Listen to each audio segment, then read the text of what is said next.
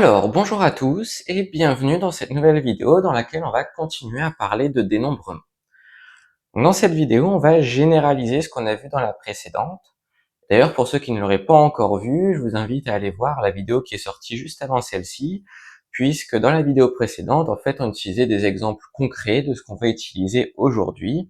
Et si vous commencez directement par cette vidéo, ça risque d'être un petit peu rude.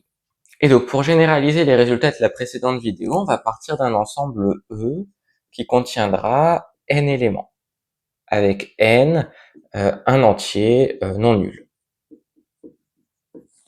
Et donc, dans la vidéo précédente, on a vu que lorsqu'on s'intéresse à des exercices de dénombrement, il y a deux notions qui sont essentielles, la notion de répétition et la notion d'ordre.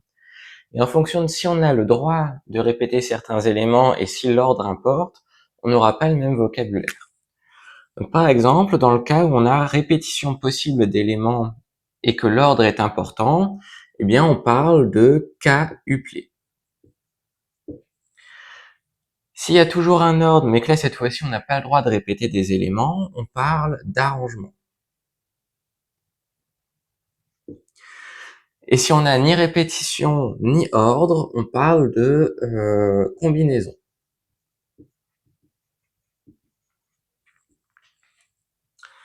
Et donc, en fait, chacun des mots de vocabulaire correspondra à l'une des situations qu'on a vues précédemment. Donc, avant de partir vraiment dans des considérations de dénombrement, on va juste faire quelques petits exemples pour illustrer ces définitions. Donc, si on prend un élément qui contient par exemple 1, 2, 4, 7, 9, 10, et qu'on s'intéresse par exemple à l'objet qui contient les éléments 1, 2, 9, 2, eh bien, on se rend compte que ça fait partie de la catégorie des cas uplés, puisqu'ici, il y a un élément qui est répété. Donc, à partir du moment où il y a répétition d'éléments, ça ne peut être qu'un objet de type cas uplé. Et donc là, ici, on a un 4 uplé, vu qu'il y a 4 éléments. Maintenant, si on fait 1, 2, 7, 9, 10, eh bien là, on se rend compte que il y a pas de eh bien là, on se rend compte qu'il n'y a pas d'élément qui est répété. Et donc ici, on peut considérer que ceci, c'est un arrangement. Mais on peut aussi considérer que c'est un 5 uplé. Parce qu'en fait, ici, quand j'écris que la répétition est possible, c'est qu'elle est possible, mais elle n'est pas obligatoire pour parler de cas uplé. Dans un cas uplé, il peut y avoir répétition ou non d'éléments. Dans un arrangement, il ne peut pas y avoir répétition d'éléments. Mais pour l'instant, vous allez me dire, on n'a pas encore parlé d'ordre, je me suis juste basé sur la répétition. Et là, c'est au niveau des notations, en fait, qu'on sait s'il y a un ordre ou non. Parce que dès qu'on utilise des parenthèses, ça sous-entend implicitement que l'ordre des éléments est important.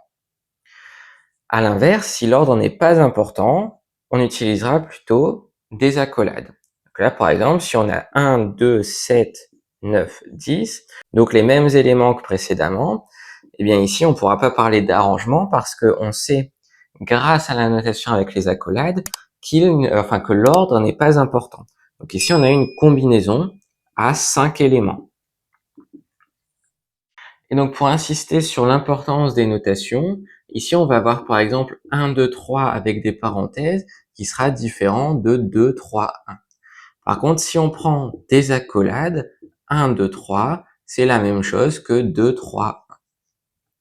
Donc maintenant qu'on a fait ces petits exemples, on va pouvoir vraiment passer à la partie dénombrement de la vidéo.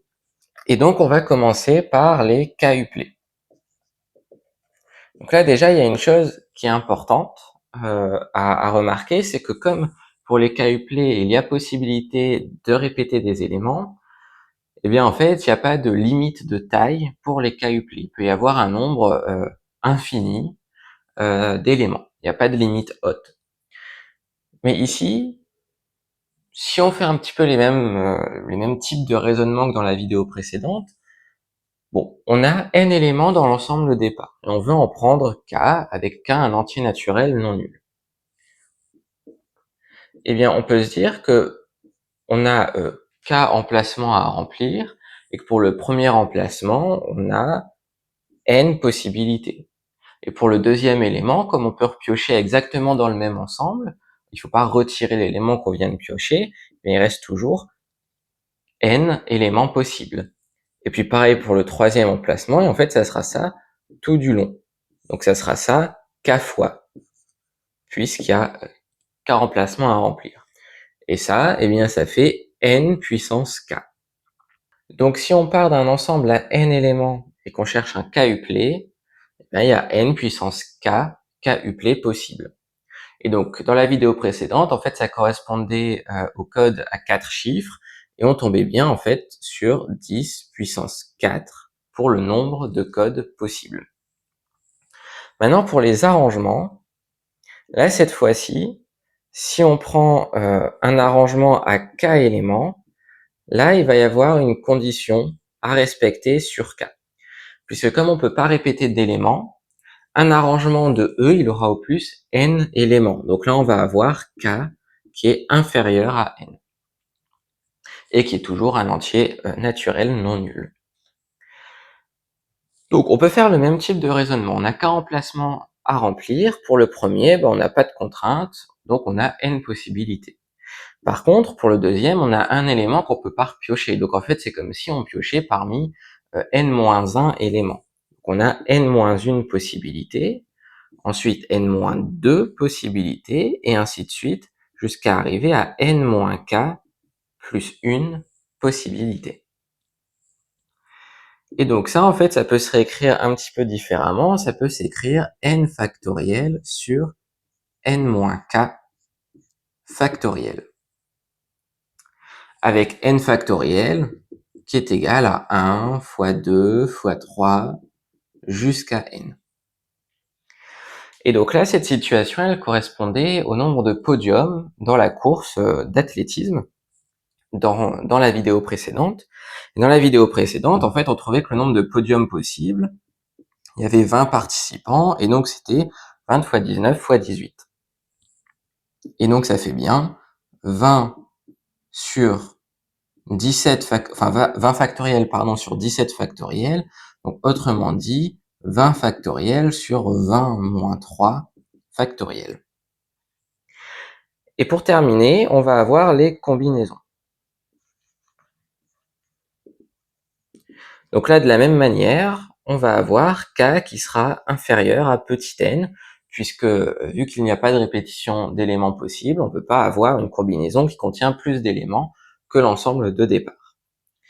Ce qu'on avait dit dans la vidéo précédente, c'est que le raisonnement, le début du raisonnement est à peu près la même chose que pour les arrangements.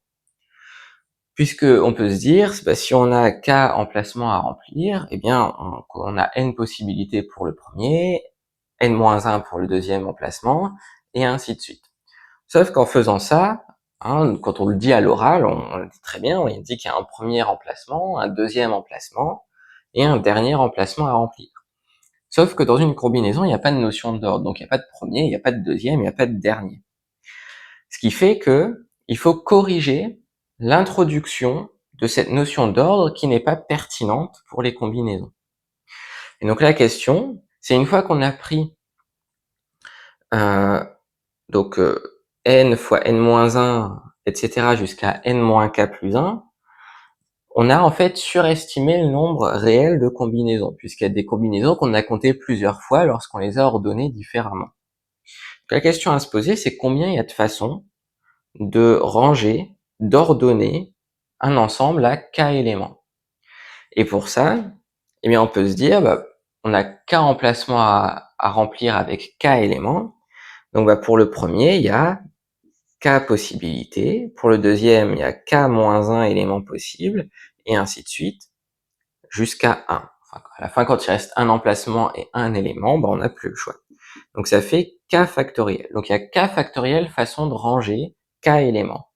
Donc, pour compter le nombre de combinaisons, eh bien, il va falloir corriger le nombre d'arrangements par k factoriel. Et donc, on va avoir n factoriel sur n moins k factoriel fois k factoriel. Et là, ce nombre-là, c'est un nombre qui est très utile dans tout ce qui concerne les histoires de dénombrement. Donc, on a introduit une notation un peu plus compacte pour ce nombre, et ce nombre il se note comme ceci, et se prononce, enfin se lit k parmi n. Et la façon dont on lit ce nombre, qui s'appelle un coefficient binomial, eh bien c'est vraiment très clair sur ce que ça représente. Puisque k parmi n, c'est égal en fait au nombre de façons de tirer k éléments parmi n éléments, mais en même temps, donc sans introduire de notion d'ordre.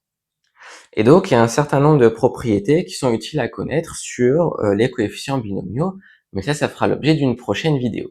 Pour celle-ci, on va s'arrêter là, donc j'espère qu'elle vous aura été utile d'une manière ou d'une autre.